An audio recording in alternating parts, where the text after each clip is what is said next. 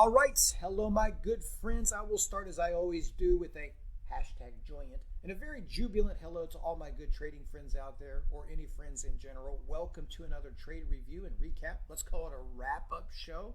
We're going to talk about today's market. We're going to talk about some of the stuff we discussed yesterday in the stock market mutterings, because some of the stuff that we talked about, these trades tear and shop, especially today, plus the NQs. We use futures, that's for the QQQ, the NASDAQ.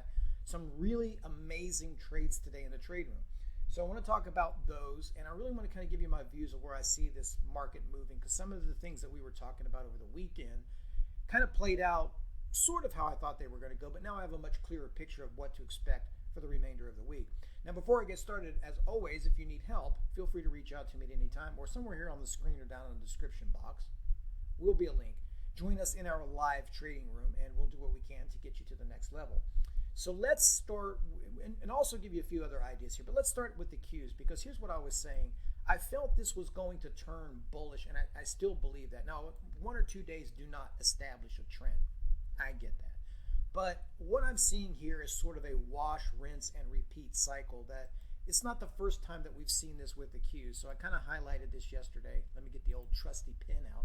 That this little move that we're seeing is not out of the ordinary. I mean, this is something we experienced back here, and also something that we experienced pre-election. So the Qs are naturally a little bit more volatile than the Dow and the S&P 500. Now, what we've seen, though, is this sector rotation, and that's exactly what it is.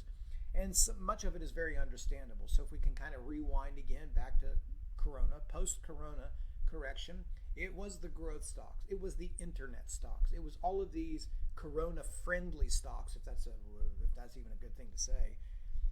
All these stocks that moved and had this epic growth. I mean, we talked about it. Things like Tesla, 900% last year. Apple, this is ridiculous percentage points on stocks that just don't normally move like that. Now, at some point, we've always said as well, the market will raise prices as high as it needs to make something unattractive, to where investors and traders look at it and go, you know what, I'm not paying that money for that. And that's with any asset. I don't care what it is or how much bias you have towards something. It's just natural. It's not even market related either. It's just the way the world is. Like if you drive to the gas station, eventually they can raise prices to where people just stop driving. And they can lower prices until everybody just buys gas all the time. I mean, everything is done that way. It's all about supply and demand.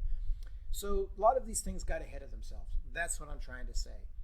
During that time, though, we experienced that airlines, travel, cruise, anything related to that sector was just destroyed and shunned the whole time. Understandable, because, last year's summer, nobody knew if we were ever going to travel again. Nobody knew when coronavirus was going to get under control. Now the stats, we talked about that too.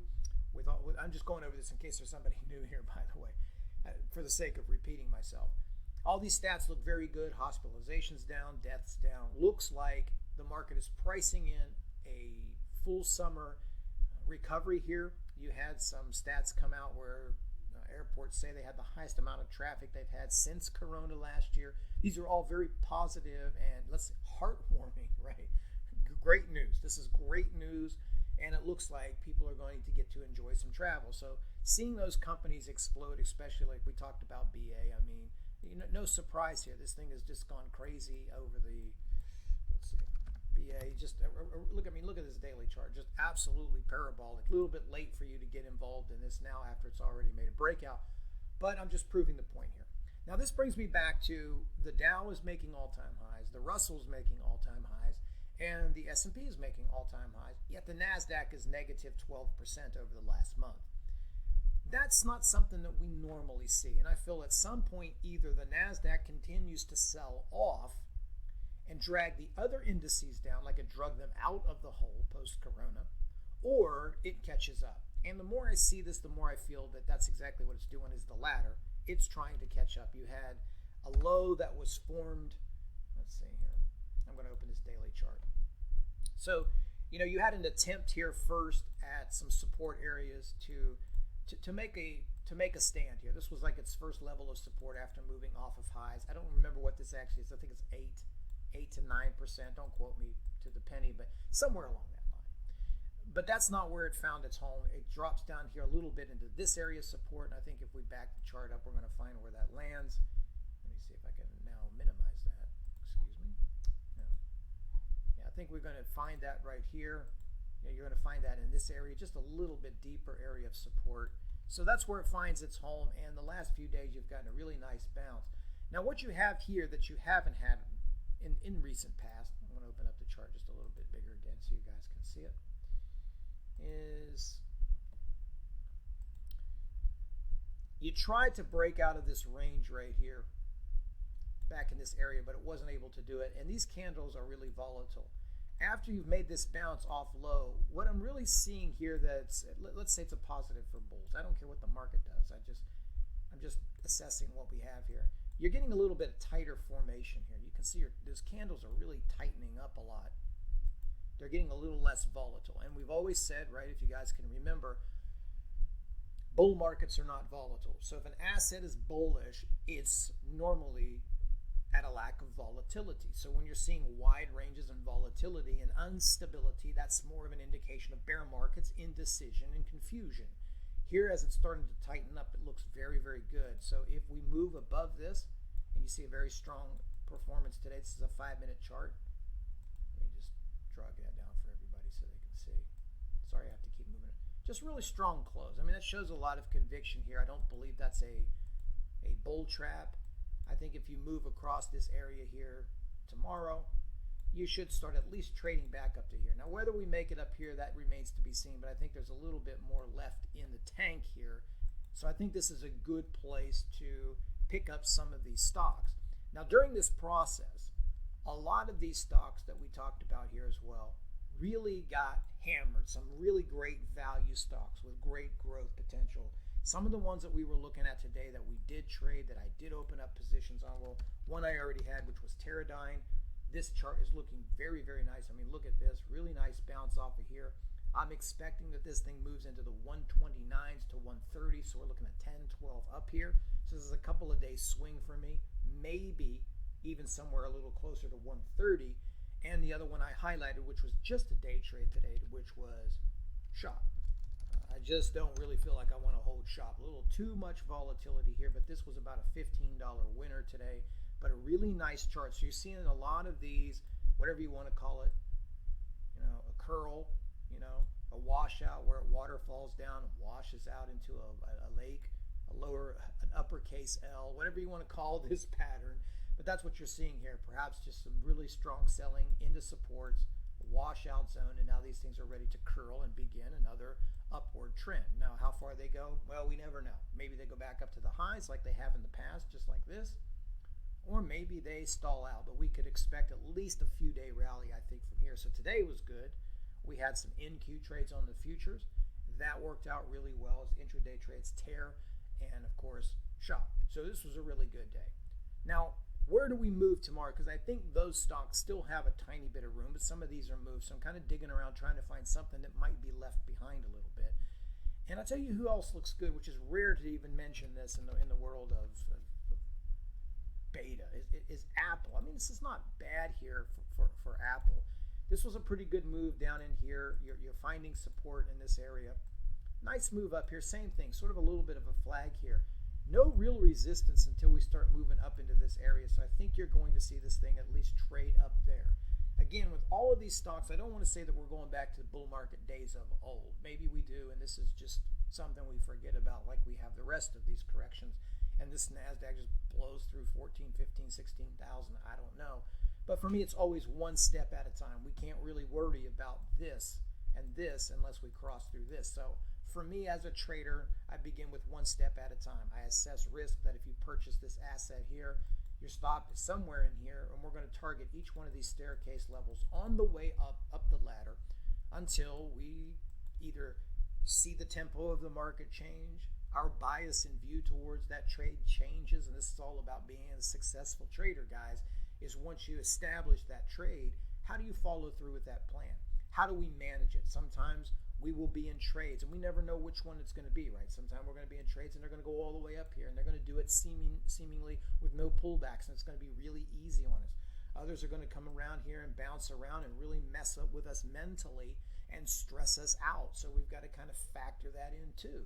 So I don't know what we're going to get out of them, but I like the way all these set up. I think from a risk to reward standpoint, you're getting to a point right here where you're seeing value in the market. So I do like Apple. PayC is another one. I've been a longer term holder with PayC. So I do have a position in this one here as well as a swing. Same thing. I mean, you're going to find a lot of stocks right up here, okay? Ready to break this boxed range. Now, if you're new here, the box theory is look like you're in your room right here, right? And you're sitting here like I'm sitting in this chair. You've got your ceiling and you've got your floor. My theory for always buying is I always want to be a buyer down towards the floor, which is support, and I want to be a seller towards the ceiling, okay? Now, it's obviously a little bit more complicated than that, but when you really think about trading, no, it isn't any more than that. You're more inclined to purchase, and what I mean by that is you're more inclined to initiate long entries, be a buyer at floor levels. As you move closer to the ceiling, you should be more inclined to sell your position. So we are at the top of the ceiling. I want to be cautious with that. I don't, because you can easily just overpay here a little bit and then this roll back down into support. I would like to see this trade a little bit sideways here and build a tighter range within to work from. Then maybe you start to see it out. So something else I threw there. I like this one, but I think I like the other ones a little bit better. Now, I'm sure you're going to find on your own quite a bit of other stocks. I still think there's a lot of dip buying to be done here in this market. I'm going to just see if maybe I just bump into a couple of different trades here. I mean, you're going to see a lot of these. Just trying to see if there's anything. I mentioned this HTH. I've been in this one too for a long time, guys. This is one of the things. I've been in this thing for a while, roughly since about right here. How impressive. I mean, you get into something, you never know. This is the thing about traders. You think, newer traders come in and you think, man, you're just going to end up knowing everything. Like you're guaranteed something is going to do something. And I don't know, I got rid of that long time ago because all we can do is, if we take a trade, 10 of the same pattern, we're going to get 10 different results. Some are going to surprise us, some are going to disappoint us, some are really going to piss us off, and some are going to make us really excited. This is one of those ones that made me really excited. It was just one of these trades where you get in and you keep trailing up and you just haven't been stopped out yet. It's just sort of like, wow, the market really loves this. Do I have any sort of insider info or some stock picking ability that makes me supernatural? No, I don't. I'm just a human being like everyone else, and I'm just a probability guy. I look for probabilities where risk reward is in my favor. I take a trade and I let the market do the rest. Now, there's some tricks I've learned along the way, but it's no more than that. You never really know, and this was one of the stocks I just never really thought it would go that far. You just don't know. I mean, just kind of like a Peloton when I was in it at 27, I felt it at one point we would get to 100, but that wasn't until the stock got to 60 or 70. In between that, I wasn't sure either. I was just managing the trade day by day, looking at it, saying, okay, it's still good. Okay, it's still good. Okay, it's still good. And that's how you make the big bucks, guys, is you live your whole life for these one or two great trades or each month that really define and make this whole thing worth it. Because in here, I've taken some duds like everyone else. I've had some break-even trades. I've had some small winners. I've had small losers. I've had some frustration. But you stay with your process and plan and things should work out. So anyway, I'm going to leave it right there. I've done enough ranting. I've done enough talking. Here's my thoughts. I think the Q is going to bounce. Now, whether we make it back to highs, I'm not sure of that. I do like Apple. I like PayC. And, Spot. I forgot about Spot. Why did I not put Spot? I just got off track here, guys. Spot. Yeah, I like this spot here. Really good look here. Same thing. They're all got the same chart pattern. Way off the highs, bouncing off support. All of them got the hook, the L, the waterfall, washout, whatever you want to call it. Keep your eyes on these. I think there's value to be had. Do a little dumpster dive in here, especially if the Qs remain strong. Go down the line and pick up some of these. I think you've got some good moves there. It's a good chance to pick up some cash and take advantage of this correction. Embrace this correction. I think we're going to go all the way back up there, and we're going to make some good money. So anyway, guys, thank you very much for watching. If you need me, you know where to reach out to me. Trade well. Until the next time.